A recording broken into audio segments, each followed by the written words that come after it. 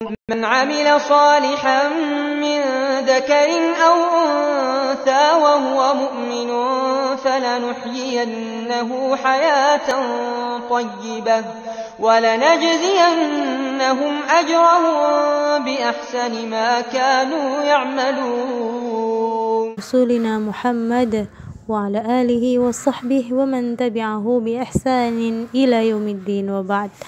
Baik teman-teman, anak-anakku yang dicintai oleh Allah, level 6.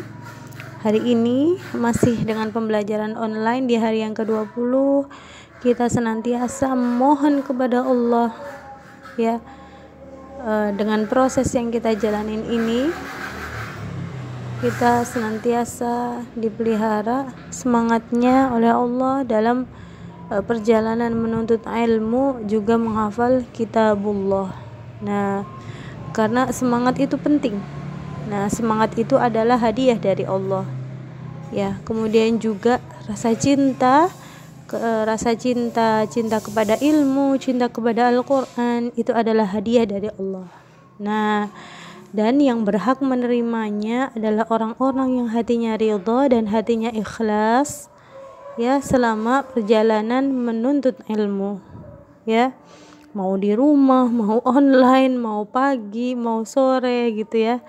Jadi hatinya dikendalikan untuk belajar sabar.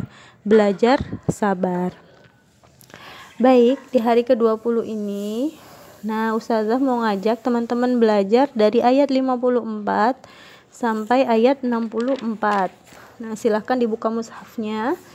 Nah, mohon diperhatikan ayat yang 58.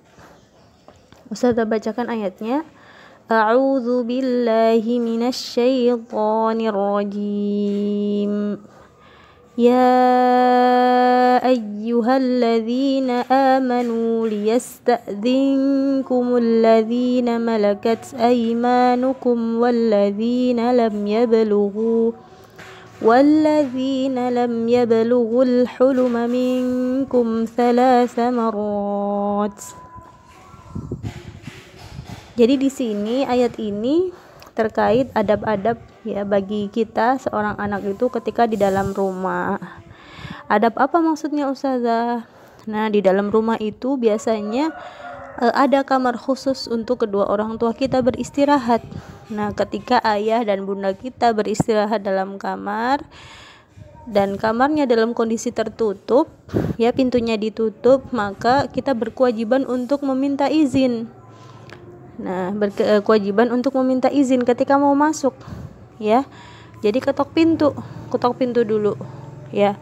Boleh salam ya, boleh atau panggil nama ayah dan bundanya.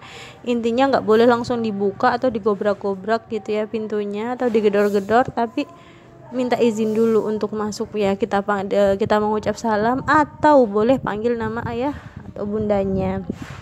Kalau di Al-Qur'an sendiri dijelaskan ya secara detail itu waktu-waktunya. Jadi ada 3 waktu ya, ada 3 waktu. Nah, oh ya, sebelum Ustazah jelaskan terkait 3 waktu itu, nah di sini ditekankan ada salasa marrat. Nah, adab kita meminta izin itu adalah 3 kali. Nah, sebagaimana kita adabnya orang meminta izin untuk memasuki rumah atau adab bertamu itu juga 3 kali ya.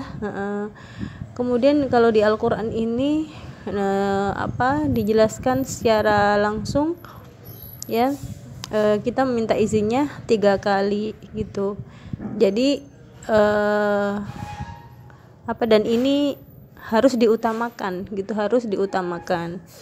Kemudian selanjutnya dijelaskan pula waktu-waktu kapan kita harus meminta izin. Yang pertama, min qabli salatil fajr. Jadi ini yang pertama sebelum ya salat fajar atau salat subuh itu emang waktu tidur ini ya. Nah, malam itu kan waktu tidur.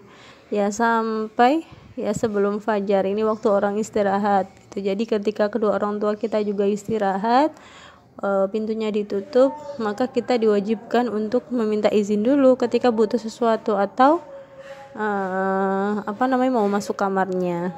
Yang kedua itu hina tad'una thiyabakum, ketika melepaskan pakaian. Tad'una thiyabakum minadh-dhahirah. Jadi biasanya ini di waktu zuhur. Yang kedua adalah waktu zuhur. Yang pertama tadi sebelum waktu subuh itu. Nah, sebelum waktu subuh. Kemudian yang kedua di waktu zuhur, istirahat siang, maksudnya tidur siang. Biasanya tidur siang kita itu kan ganti baju yang adem, baju pendek atau dan sebagainya gitu.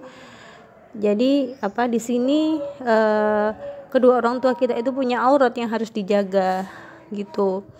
Jadi ini pentingnya kita meminta izin. Kemudian di waktu yang ketiga, wa mim ba'di sholatil isya, dan setelah salat isya gitu.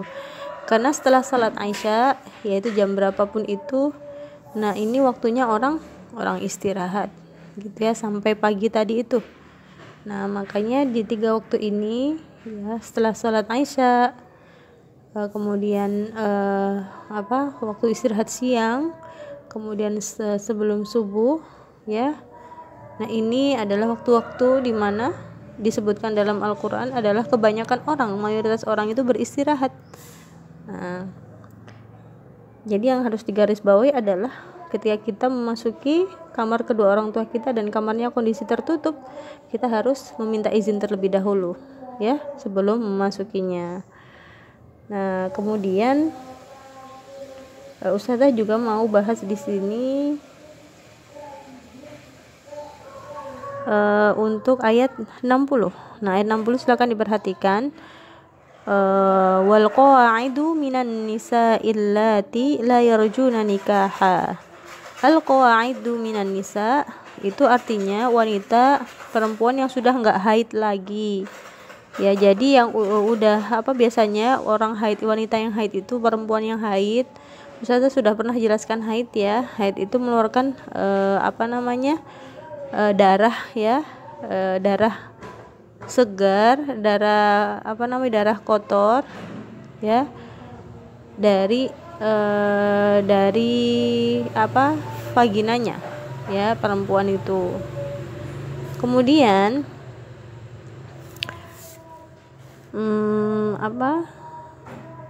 al-qawaidu minan nisa ini adalah wanita yang sudah enggak haid lagi ya, atau biasa kita sebut dengan menopause ya. Jadi di ayat ini ya, mereka ini diperbolehkan ya untuk tidak mengenakan kerudung ya, atau penutup kepala ketika tujuannya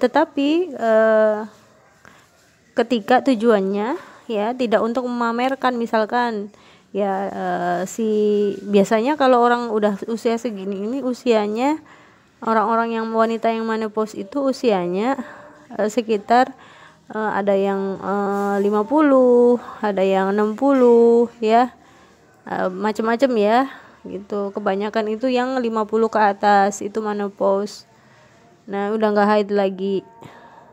Dan diperbolehkan ya untuk tidak mengenakan kerudung ya, berarti kita udah manggilnya biasanya mbah ya, udah jadi mbah ya usia segini nih gitu ya. Mbah ini boleh gitu, udah nggak pakai kerudung ya, tapi nggak boleh ya punya tujuan untuk memperlihatkan kalung yang lagi dia pakai, anting-anting di telinganya yang lagi dia pakai ya, atau misalkan lagi pakai gelang yang bagus gitu, gelangnya banyak, keroncongan di tangan gitu, tujuannya untuk memamerkan itu, maka tidak diperbolehkan gitu. Dan ditambahin lagi wa ayyasta'fifna khairul lahun.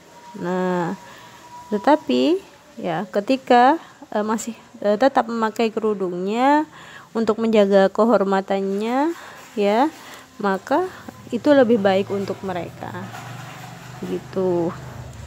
Biasanya orang-orang yang sudah menopause ini, yang sudah enggak haid ini ya, mbah-mbah mungkin ya, itu kan sudah layar juna nikah ya, mereka sudah tidak punya keinginan untuk menikah lagi gitu. Maksudnya apa? Tidak punya nafsu, ya, tidak punya nafsu untuk menikah kembali gitu. Berbeda dengan wanita-wanita yang masih masih gadis, masih muda.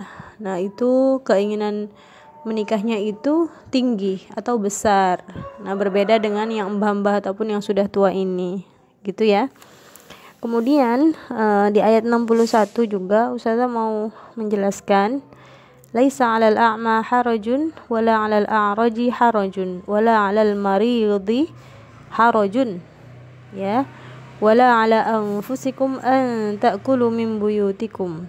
Nah, ini di mushafnya bisa dilihat terjemahan yang ada tanda warna biru. Di situ sababun nuzulnya, ya, diceritakan bahwa dahulu kaum muslimin itu ketika pergi berperang, ya, itu menitipkan, ya, kunci-kunci rumahnya ke orang-orang yang nggak ikut perang.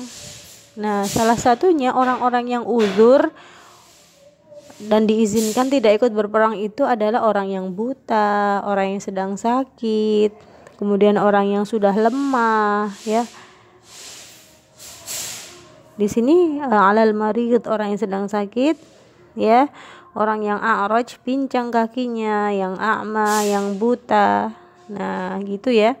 Mereka-mereka ini yang tidak ikut perang itu diserahin kunci, dititipin kunci rumah, ya, untuk dirawati, untuk diurusi, ya, begitu. Nah, maka di Al-Quran pun dijelaskan bahwa orang yang tadi diberikan amanah megang kunci rumah, nah ini diizinkan, ya, untuk memakan makanan yang ada yang disimpan di dalam rumah tersebut.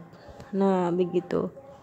Karena mereka sedari awal itu, ya, pemilik rumah ini sudah ridha dan ikhlas bahwa rumahnya diserahkan ke orang tersebut, ya, untuk dirawati, untuk dijaga, diurusi dan sebagainya. Maka diperbolehkan makan apa yang ada di dalamnya. Nah, begitu teman-teman, ya. 3 ayat ini semoga dapat difahamin. Insyaallah kita lanjutkan pembahasannya di surat selanjutnya, ya, surat Al-Furqan. Ya, semoga teman-teman masih semangat, ya, murajaah kembali apa saja yang sudah kita pelajari di surat An-Nur ini. Hadani Allah wa iyyakum, subhanakallahumma bihamdika asyhadu an la ilaha illa anta astaghfiruka wa atubu ilaik. Assalamualaikum warahmatullahi wabarakatuh.